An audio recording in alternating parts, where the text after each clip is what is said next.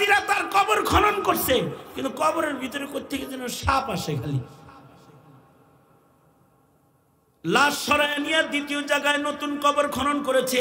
আল্লাহর কুদরত, সেখানেও কবরের নিচ থেকে সাপ আইসা কবরে শুয়ে বসছে। লাশ সরায় 3 নাম্বার জায়গায় আবার কবর খনন করেছে, সেই কবরের ভিতরেও সাপ আইসা শুয়ে বসছে।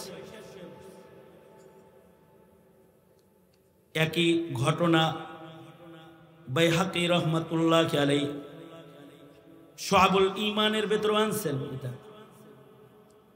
ইবনে আব্বাসের আমল ছিল। এটা হাজিরা আব্দুল্লাহ ইবনে আব্বাসকে যা বলে, ওগো আব্দুল্লাহ ইবনে আব্বাস রাইসুল মুফাসসিরিন, এক মাইয়িতের জন্য 3টা কবর খনন করেছি, 3 কবরের ভিতরে খালি মাটির নিচ থেকে সাপ আইসা শয়। মাইয়িতরে দাফন করব কোন জায়গায়? আব্দুল্লাহ ইবনে আব্বাস বলে, দুনিয়ার যেখানেই তাকে দাফন করো, এটা সাপ না, এটা তার পাপ। দুনিয়াতে যা আকাম করছে এটা কবরে আইসা যায়। সুতরাং নতুন আর কোনো কবর খননের দরকার নাই। এই 3 কবরের যে কোনো এক কবরের ভেতরে লাশ নামায় দাও।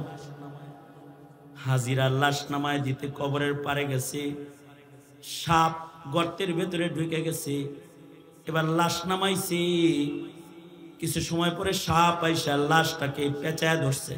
আব্দুল্লাহ ইবনে আব্বাস বলে, এটা তার গুনাহ, ওই গুনাহ যে গুনাহ থেকে সে তওবা করে নাই।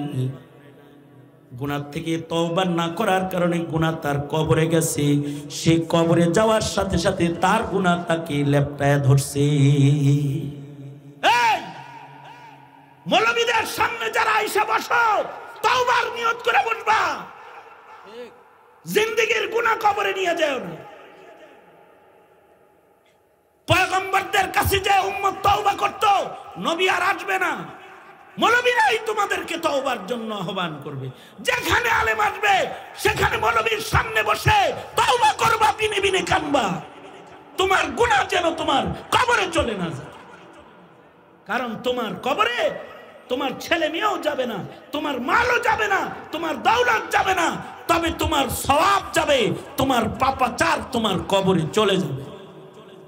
এগুলো কবরে যাবে। তোমার জালালউদ্দিন সুয়ুতী রহমাতুল্লাহ আলাইহি আরেক হাজির কথা লিখছেন যে এই হাজিও রাস্তায় মরছে, হাজিরা তারে দাফন করবে, কুদাল নাই, কবর খনন করতে হইব না, কুদাল বেলচা এগুলো নাই। পাশে গ্রামে গেছে কুদাল আনতে, মহিলা একটা কুদাল দিয়ে ময়লা সাফ করে। হাজিরা কয়, কুদালটা দিবেন, একটা মাইয়িত দাফন করব, নেন, কিন্তু শর্ত ওই মরুভূমিতে যায় আমি কোদাল আনতে পারবো না, বাড়ি দিয়া যায়। ঠিক আছে, যা কবর খনন করছে। সুয়ুতী রহমতুল্লাহ আলাইহি লেখেন, লাশ কবরে নামাইছে, দাফন শেষ করছে, কিন্তু ভুলে কোদাল কবরের ভিতরে রাখা আইছে। মাইয়িত তো দাফন করছে করছে, কোদালও দাফন করছে। কবরের পাশে দাঁড়ায়া এবার চিন্তা করে যে কোদাল যে দাফন করে এলাম, বেডিরে দিমু কি এখন? একজনে কয়, মাটি সরা, কোদাল উড়া। মাটি সরাইতে কেবল মাটি সরাইছে, আর তাকায় দেখে যে এই মাইয়িত রে মাটিতে চাপ দিয়ে ধরছে, আর সে চিৎকার করতেছে, আর তার হাত গলা কোদালের ভেতরে আগুনের রশি দিয়ে বাঁধা হয়েছে। যে কোদাল আগুনের রশি দিয়ে বাঁধা রাখছে, এটা উঠাইব কেমন? ভয়ে কবর বন্ধ করে দিয়া হাজিরা ওই মহিলার বাড়ি, বাড়িতে যায় বলে, তোমার কোদালের দাম কত? এত। এই যে নাও, 4 গুণ দিয়ে গেলাম, কোনো কারণে কোদাল তোমাকে দিতে পারবো না। কেন দিতে পারবো না তা বলতে পারবো। হজে চলে গেছে। হজ থেকে ফেরত এসে এই হাজির এই মাইয়িতের বউরে জিগাইতেছে, তোমার স্বামী রাস্তায় মারা গেল, কবরে রাখলাম, কিন্তু তার কবরে এই অবস্থা, এমনি এমনি এগুলো আমরা দেখছি, এটা কেন হলো? তুমি কি তার কোনো অপরাধ জানো?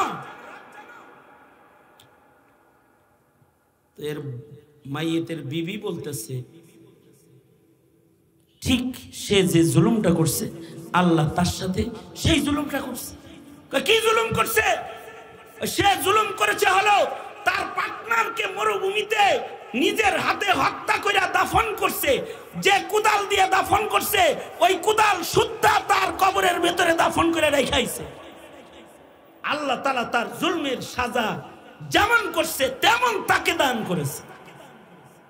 ইন্নাল্লাযীনা ক্বালু রাব্বুনাল্লাহ সুম্মা ইসতাকামু তাতানাজ্জালু আলাইহিমুল মালায়েকা আল্লা তাখাফু ওয়া লা তাহজানু ওয়া আবশিরু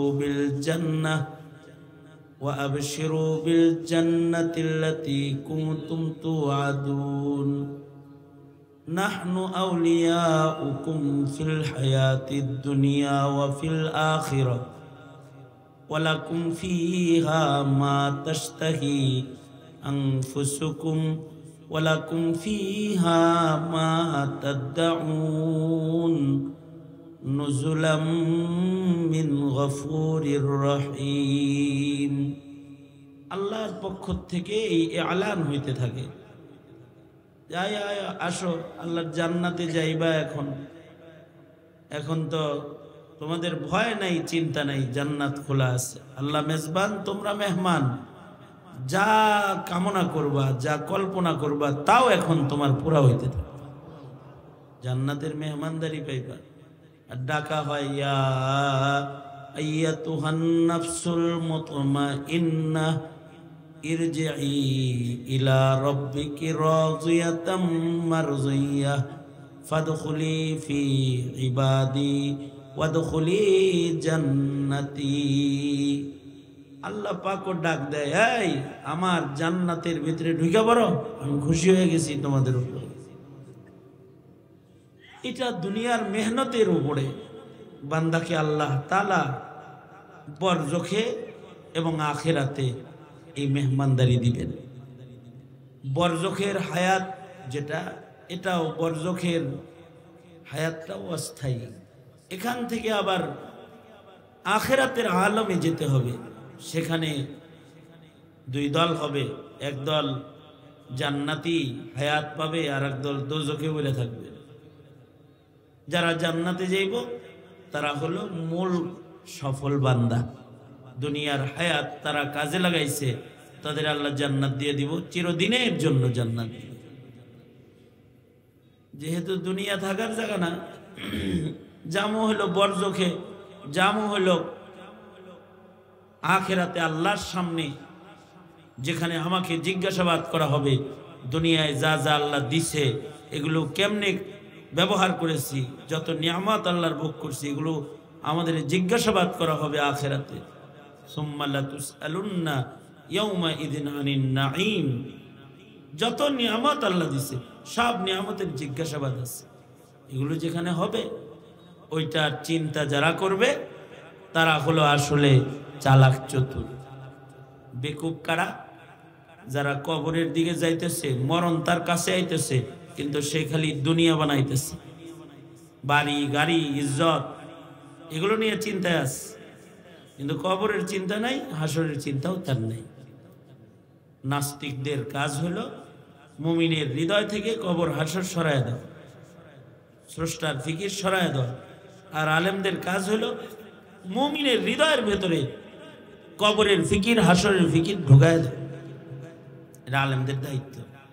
নবীরা এই কাম করছে যে তুমি মরবা, তুমি যেখানে যাবা ওইদিকে তাকাও। কদম সুয়ে মরকদ নজর সুয়ে দুনিয়া, কদম সুয়ে মরকদ নজর সুয়ে দুনিয়া, কিধর জানা হে और किधर देख रहा है। যাইতেছে কবরে কিন্তু চেয়ে রইছে উপরে, দুনিয়ার দিকে তাকায় রইছে না, তার নজর ফিরায় দেওয়া, কবরে তাকাও, কবরে তাকাও, যাইতেছো যেখানে সেখানে তাকাও।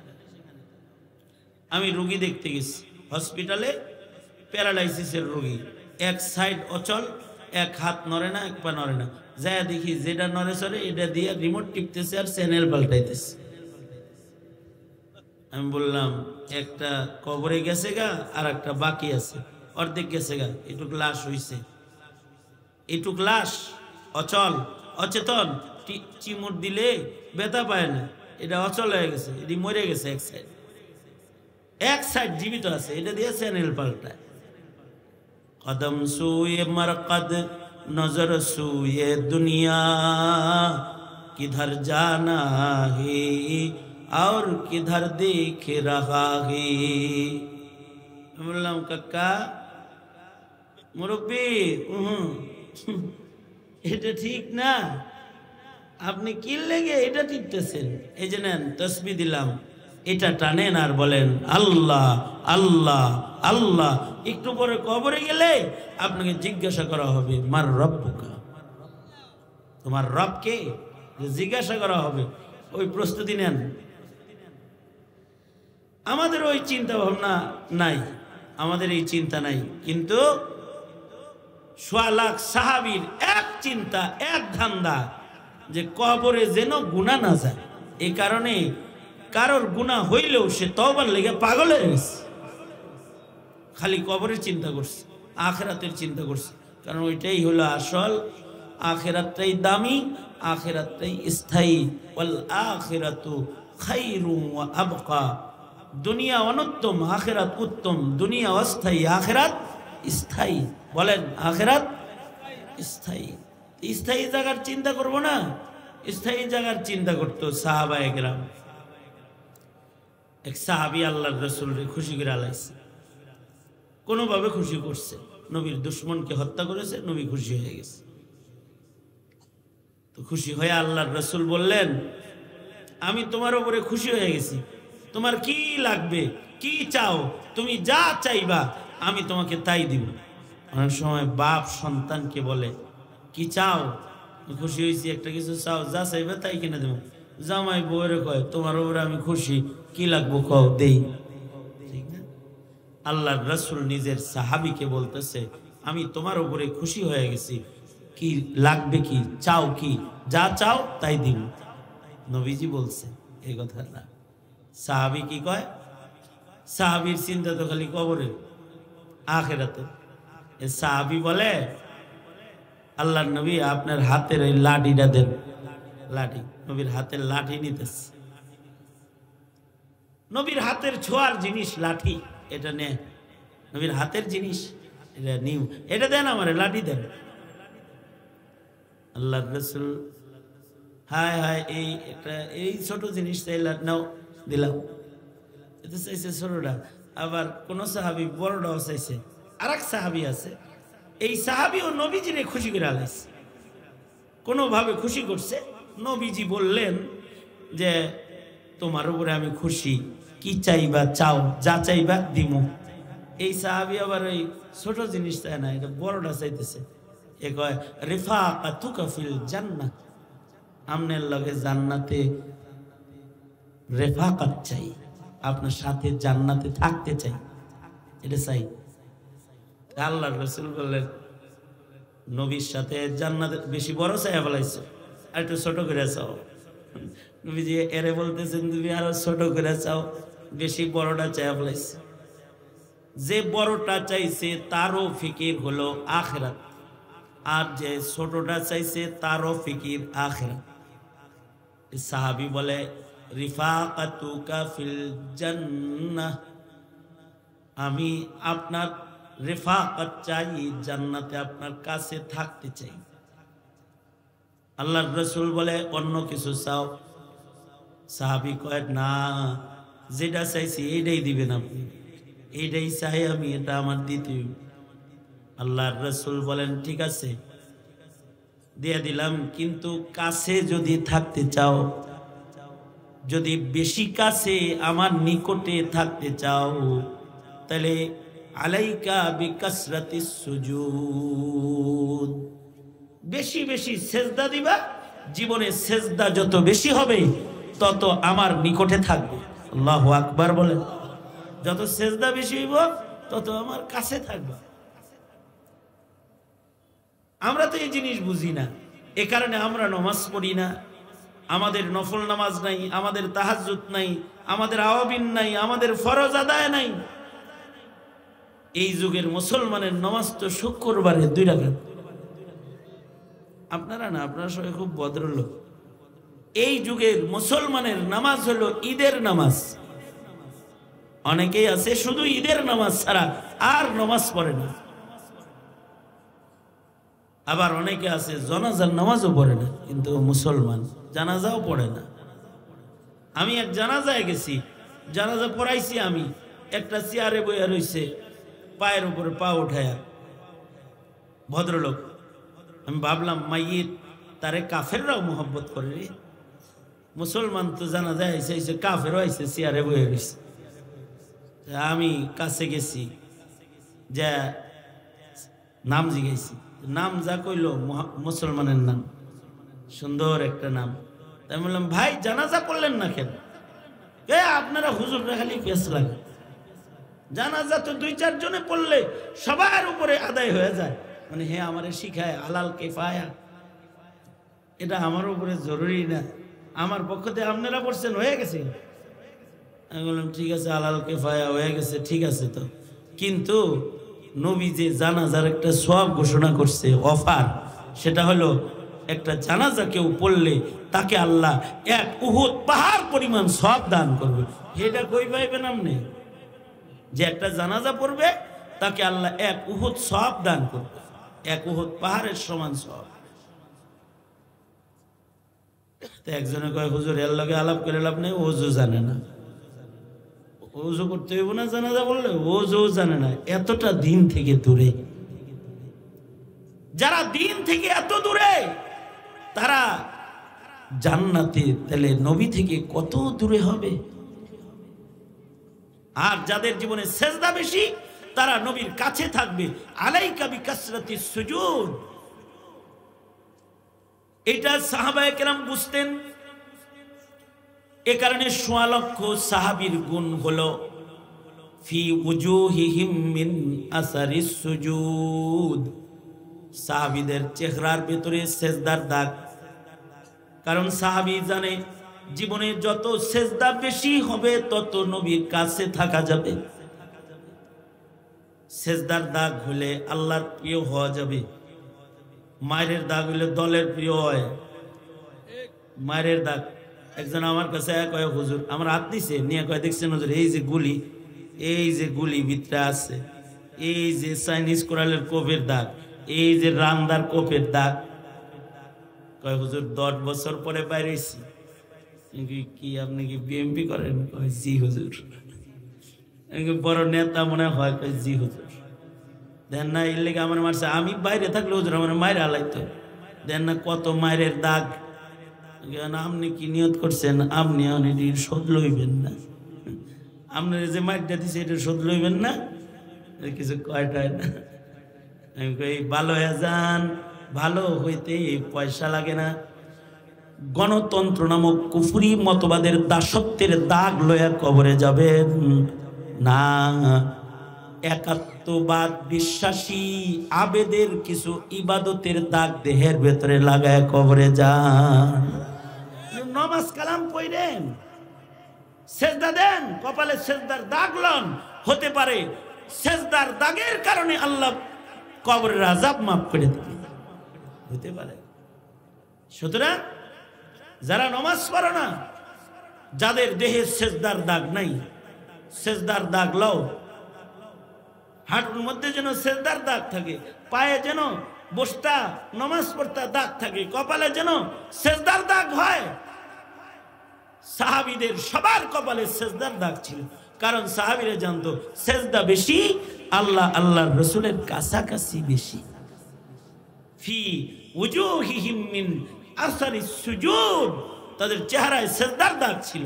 কেন এত সেজদা দিত? কারণ সেজদা দিলে জান্নাতের চাবি হইব, নামাজ পড়লে জান্নাতের চাবি হইব, সেজদা দিলে নবীর কাছে জান্নাতে থাকা যায়। আখিরাতের ফিকির। সাহাবী কয় আপনার হাতের লাঠিটা দেন, এটা চাই আমি। নবীজি লাঠি দিয়ে দিছে। সাহাবী এই লাঠি নিয়ে বাড়ি চলে গেছে। এটাকে মখমলের কাপড় দিয়ে পেঁচায়া, আতর গোলাপ মাখায়া, এটা লইয়া বৈশা নিজের স্বজনদের ডাকছে। ডাইকা নিজের ছেলে মেয়ের বলে, আমি একটা বেআমল মানুষ, আমার আমল নাই, আমল দিয়া রবের আযাব ঠেকানোর মতো আমল আমার নাই। তবে আমার নবী আমার উপরে খুশি হইয়া এই লাঠিটা আমারে উপহার দিছে। এই লাঠিটা আলমারিতে মখমলে পেঁচায়া রেখে দিলাম। যেদিন আমার লাশ কবরে নামাইবা, আমার কবরের লাশের সাথে এই লাঠিটা আমার সাথে দাফন করে দিবা। এই লাঠি প্রমাণ করবে আমার নবী আমার উপরে খুশি। নবীর হাতের লাঠি যে কবরে থাকে, ও কবরে আল্লাহ আশা করা যায় আযাবের লাঠি বাড়াইব না। আর নবীর লাঠি হাতে নিয়ে যদি হাসরে দাঁড়াই, এই লাঠি প্রমাণ করবে আমার উপরে আমার রাসূল খুশি, তো আমার আল্লাহ আমার উপরে খুশি হয়ে যাবে। আখিরাতের ফিকির তুমি করছো কয় বেলা? আখিরাতের ফিকির, কবরে যাইবে না, কবরের ফিকির কয় বেলা করছো? দলের ফিকির তো অনেক করছো, চান্দাবাজির ফিকির তো অনেক করছো, ইবাদতের ফিকির করছো? কোন জায়গায় গেলে চান্দা লওয়া যায় ধান্দা করছো? ভালো হয়ে যাও, কারণ মুসাফির খানায় আসো, মরতে হইব, কবরে যাইতে হইব, ঠিক কিনা? তো ইয়ারই দরকার আছে না নাই? তো ইয়ার হও। ওয়াজের উদ্দেশ্য কি? এই এত বড় সম্মেলনের উদ্দেশ্য কি? উদ্দেশ্য হলো মানুষকে আখিরাতমুখী করা, মানুষকে ইবাদতের দিকে ঘুরায় দেওয়া, তার নজর কবরে ফেলায় দেওয়া, তার নজর হাসরে ফেলায় দেওয়া, বিচারের দিবসের দিকে ফেলায় দেওয়া। হ্যাঁ, আল্লাহ পাকের গিরিফ থেকে বাঁচতে হবে, দোজখ থেকে বাঁচতে হবে, এটাই ফিকির। যুদ্ধের ময়দান থেকে আল্লাহর রাসূলের সামনে অনেকগুলো মহিলা কয়েদি গ্রেফতার হয়ে আসছে, হাদিসে আছে মহিলা কয়েদি অনেকগুলো গ্রেফতার হয়ে আসছে। এর ভিতরে একটা ধনী ঘরের মেয়ে আছে, যার হিজাব নাই, চেহারা ঢাকা না, হিজাব নাই, কয়েদি। নবীজির কাছে পর্দার গুরুত্ব কত ছিল। তুমি তো তোমার মেয়ের হিজাব পরাও না, তুমি তোমার বোনকে হিজাব কিনে দাও না, তুমি তোমার মাকেও বুরকা কিনে দাও না, তুমি হিজাব থেকে দূরে। কিন্তু রাসূলের কাছে হিজাবের গুরুত্ব কত। কাফের মুশরিক গ্রেফতার হয়ে আছে, আল্লাহর রাসূল বলে এই নারীর হিজাব কোথায়? সাহাবীরা কয় কয়দিন আবার হিজাব কিসের? আল্লাহর রাসূল বলে না, ও হিজাব না পড়লে মুমিনদের ওর উপরে নজর পড়লে তাদের হৃদয়ের ভেতরে ঈমানের উপরে আক্রমণ হবে। ওরে হিজাব পড়াও। হিজাব কই পাইবো? কারোর কাছে হিজাব না চায়া আল্লাহর নবী সাইয়্যিদুল মুরসালিনের কাছে হিজাবের কত গুরুত্ব। আল্লাহর রাসূল নিজের মুআজ্জম চাদর, যেটা গায়ে চাদর ছিল আল্লাহর নবী, এই চাদর খুইলা সাহাবীর হাতে দিয়া বলে, এটা দিয়া ওর চেহারা, মুখ, ওর দেহ, মুখমণ্ডল ঢেকে দাও। নবীর চাদর নবী দিয়ে দিছে। নবীজির গায়ের একটা চাদর মুশরিকের মাথায় যাইতেছে, এটা দেখা সাহাবী চিল্লান শুরু করছে। সাহাবীরা, কারণ সাহাবীদের ধান্দা হলো নবীর গায়ের কোনো কিছু যদি আমি দখল করতে পারি, আর যদি এটা কবরে নিতে পারি, কবরের আযাব মাফ। যেমন খাদিজাতুল কুবরা আল্লাহর রাসূলকে বলেছিলেন, ও আল্লাহর নবী, আমি মরে গেলে আপনার গায়ের একটা জামা আমার কাফন বানায় দিয়ে দিন, আপনার জামা প্রমাণ করবে আমি আপনার দলের। সাহাবীর চিন্তা হলো, নবীর গায়ের মুআজ্জম চাদর, এটা আমি দখল করতে পারলে কবরে দিতে পারবো, যদি মুশরিকের মাথায় গেল গা। আল্লাহর রাসূল বলে, দাও তার মাথায়, আমি তারে চিনি। নবীজি চাদর দিয়া ঢাইকা দিলে তাকে জিজ্ঞাসা করলেন, এই মেয়ে, তুমি কি হাতিম তায়ের কন্যা না? আরবের মশহুর দানবীর হাতিম তায়ের মেয়ে তুমি না? জি আল্লাহর নবী, আমি হাতিম তায়ের কন্যা। আল্লাহর রাসূল বললেন, তুমি একটা সম্মানিত মানুষের কন্যা, আরবের মানুষ যারে সম্মান করত তার মেয়ে তুমি। যাও, এই সম্মানে তোমার জেল মাফ করে দিলাম, তোমারে মুক্তি দিয়ে দিলাম। মেয়েটা বলে, আল্লাহর নবী একা যাবো না, আমার বান্ধবীদের আমার সাথে দিলে আমি জেল থেকে বাইরে হবো, তাছাড়া বাইরে হব না। আল্লাহর রাসূল হেসে দিয়ে বলে, তোর বাবাও ছিল সখী, তুইও একটা সখী। তোর বাপ নিজে না খায়া পরে না খাওয়াইছে, আর তুই নিজের জেলের চিন্তা না করে বান্ধবীর জেলের চিন্তা করতেছ। তোমার ভেতরেও তো বাবার সাখাওয়াত আছে। ঠিক আছে, যাও, তোমাকে মুক্ত করলাম তোমার বাবার সম্মানে, আর তোমার বান্ধবীদেরকে মুক্ত করে দিলাম তোমার সম্মানে। তুমিও সখী, এর লেগে তোমার বান্ধবীরাও ছেড়ে দিলাম। তার মানে এখানে একটা সুন্নাত শিখার আছে, করিম ইবনে করিম। নেককার মানুষের আওলাদ ফারজান্দাদেরকে ইজ্জত করতে হয়, এ কারণে আওলাদে রাসূলদেরকে ইজ্জত করতে হয়। এ কারণেই সব মৌলবীর দাম মামুনুল হকের মতো নয়। করিম ইবনে করিম শায়খুল হাদিসের সন্তান, এর একটা দাম আছে। শায়খে চরমনাই ফয়জুল করিম, রেজাউল করিম মূল্যায়ন করতে হয়, কারণ করিম ইবনে করিম ফজলুল করিম রহমতুল্লাহ আলাইহির রক্ত, এর সম্মান করতে হয়। 3 পয়সার বৈরাগী মামুনুল হকরে গালি দাও, হ্যাঁ, পাগড়ি মাথায় দিয়া দেয়া দাঁত ফলায়া দেওয়া দরকার। তো নাকি তুই করিম ইবনে করিমের, আস্তে আস্তে রাখেন, করিম ইবনে করিমের ইজ্জত করতে হয়। চিল্লা লাগায় সাল লাগায় এটাতে ওই মাল হয়ে গেছে মাথায় তোমার। এবার মুল্লা গালি দাও, নেককারদেরকে গালি দাও, আর নেককারদেরকে আঘাত করে কথা বলো। কেন আঘাত করো? সম্মানী মানুষের সম্মান করা এটা একটি আমল। কোথায় সাত সাহেব উল্টা পাল্টা কথা কয়, এর কত ব্যাখ্যা আলেমরা দিতেছে, এর ভালো লাগে না তোমার? তুমি সাত সাহেবের ব্যাপারে যত বলো, তুমি কাদিয়ানির বিরুদ্ধেও তত বলো না, আলেমের বিরুদ্ধে যত বলো, নবীর ইজ্জতের কথা অত বলো না, সাত সাহেবের ইজ্জতের কথা যত বলো। যার নবীর ইজ্জত বুঝে আসে না, সে আলেমের ইজ্জত কিভাবে বুঝবে? আর যে আলেমের ইজ্জত বুঝে না, সে শরীয়তই বা কিভাবে বুঝবে?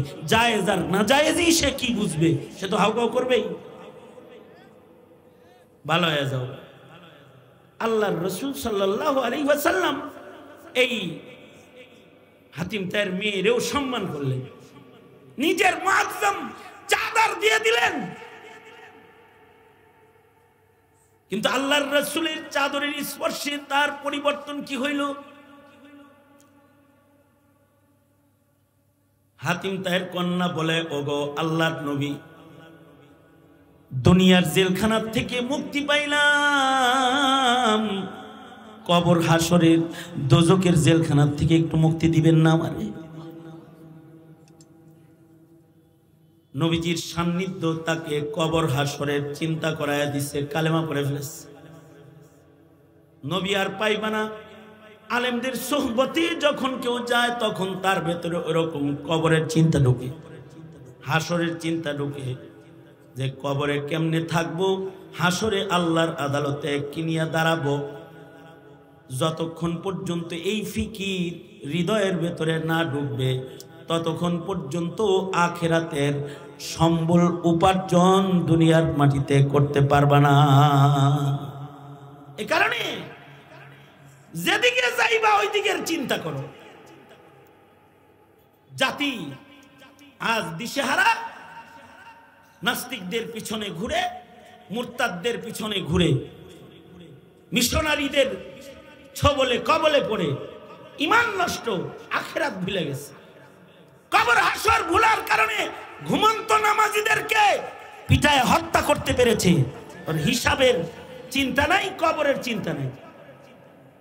অথচ কেউ যদি দুনিয়াতে জুলুম করে কবরে যায়, সাজা ওর কবর থেকেই শুরু হয়ে যায়। সাজা কবর থেকেই শুরু হবে। কবর বিশ্বাস হয় না? বিশ্বাস না হলে ময়রা, তুমি ময়রা টেস্ট করো, কবর বিশ্বাস হয়ে যায়। যখন আইনুল ইয়াকিন হবে, দেখবা সচক্ষে কবরে বর্জক, তখন বিশ্বাস হবে। এখন তো ইলমুল ইয়াকিন, আলেমরা কয়, কোরআন হাদিস দিয়ে কয়, বিশ্বাস হয় না। আইনুল ইয়াকিন যেদিন হবে, আল্লাহ বলেন ওই দিন তোমাদের সব চোখের সামনে তোমরা দেখতে পাবে। আলহাকুমুত তাকাসুর হাত্তা যুরতুমুল মাকাবির কাল্লা সাউফা তা'লামুন সুম্মা কাল্লা সাউফা তা'লামুন কাল্লা লাউ তা'লামুনা ইলমাল ইয়াকিন লাতারাউন্নাল জাহিম সুম্মা লাতারাউন্নাহা আইনাল ইয়াকিন। চোখে দেখতে পাবা সব মরার সাথে সাথে। এ কারণে আকাবিররা কবরের চিন্তা খুব করত। কবরটা কোন জায়গায় হইব, কবরের ভিতরটা কেমন হইব, কবরে আমি কি করব, কবরের মাটি আমার সাথে কি আচরণ করবে, এগুলো চিন্তা করত খুব বেশি।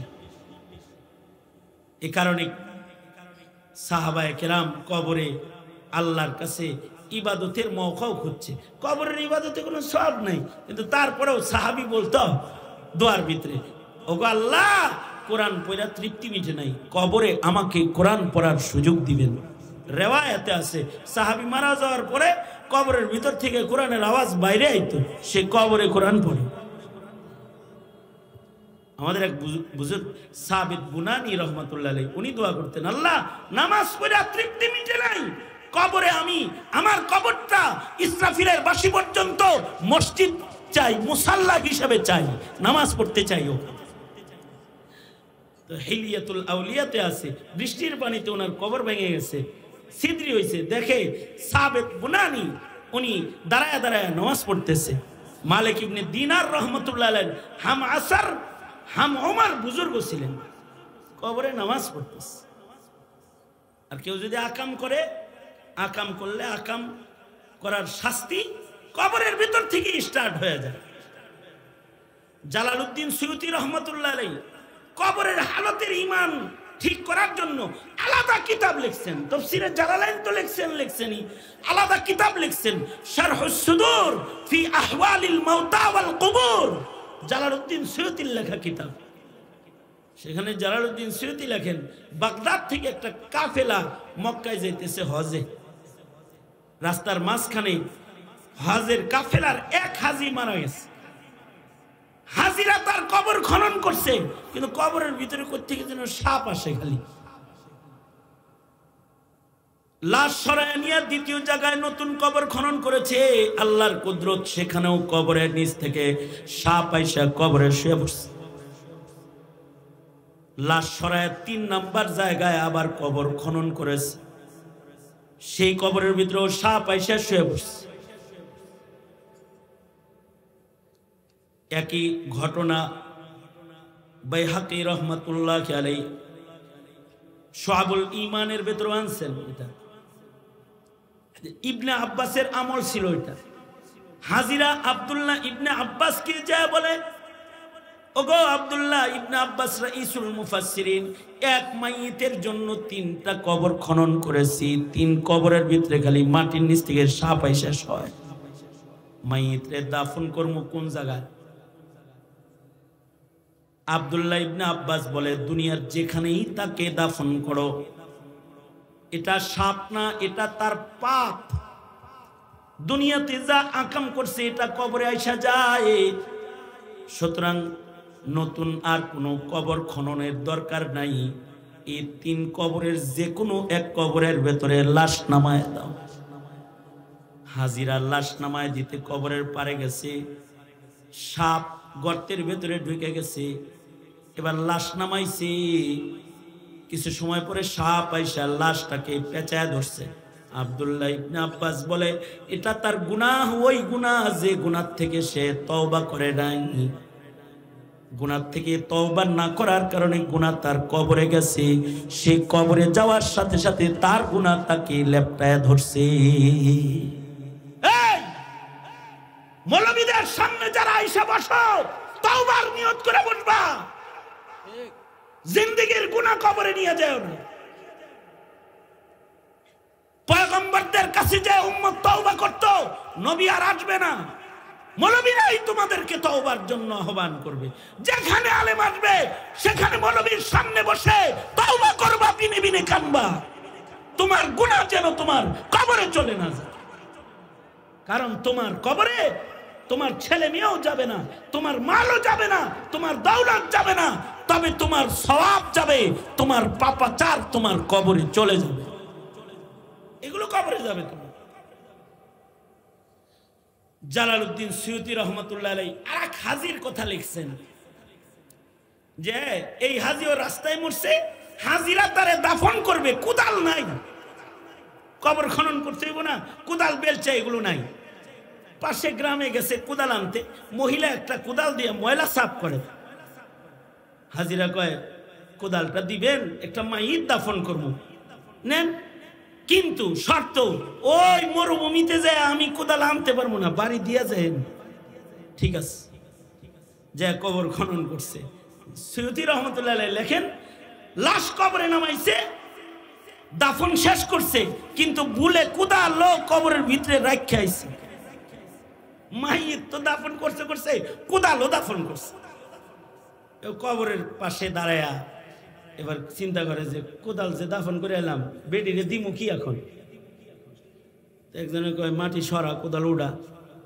মাটি সরাইতে কেবল মাটি সরাইছে, আর তাকায় দেখে যে এই মাইয়িত রে মাটিতে চাপ দিয়ে ধরছে, আর সে চিৎকার করতেছে, আর তার হাত গলা কোদালের ভেতরে আগুনের রশি দিয়া বাঁধা হয়েছে। যে কোদাল আগুনের রশি দিয়া বাঁধা রাখছে, এটা উঠাইব কেমন? ভয়ে কবর বন্ধ করে দিয়া হাজিরা ওই মহিলার বাড়ি বাড়িতে যায়, বলে তোমার কোদালের দাম কত? এত। এই যে নাও, 4 গুণ দিয়ে গেলাম, কোন কারণে কোদাল তোমাকে দিতে পারবো না। কেন দিতে পারবো না তা বলতে পারবো। হজে চলে গেছে। হজ থেকে ফেরত এসে এই হাজির এই মাইয়িতের বউরে জিগাইতেছে, তোমার স্বামী রাস্তায় মারা গেল, কবরে রাখলাম, কিন্তু তার কবরে এই অবস্থা, এমনি এমনি এগুলো আমরা দেখছি, এটা কেন হলো? তুমি কি তার কোনো অপরাধ জানো? এর মাইয়িতের বিবি বলতেছে,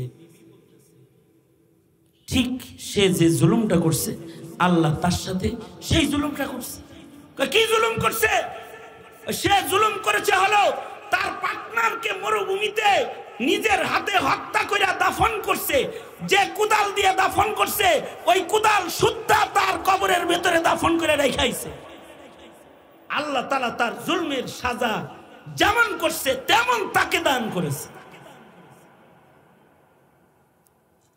যারা টেটা দিয়া মানুষ মারছ, বাইরে মানুষ মারছ, তোমাদের কবরে খালি কাফন যাবে না, যেরকম ডান্ডা দিয়া মানুষ মারছ ওইগুলো যাবে। তওবা করো আল্লাহর কাছে, ওইগুলো যাবে। জুলুম করো না, জুলুম কবরে চলে যায়, কবরের চিন্তা করো। সুতরাং এই মহাসম্মেলন উদ্দেশ্য হলো কবর হাসরের ফিকির মানুষের ভেতরে প্রবেশ করানো। সুতরাং আর গুনাহ করবো না ইনশাআল্লাহ। বলেন, জোরে আওয়াজ করে বলেন ইনশাআল্লাহ, জোরে বলেন, বলেন আমার সাথে, ইয়া আল্লাহ। হাত তোলেন, সোজা করেন, বলেন ইয়া আল্লাহ, ওয়াদা করিতেছি আর কোনদিন নামাজ কাজা করব না, জুলুম করব না, হারাম খাইব না। জোরে বলেন, হারাম খাইব না।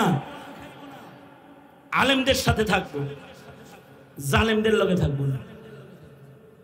এই যারা জুলুম করে তাদের লগে থাকবি, কাদের সাথে থাকবি?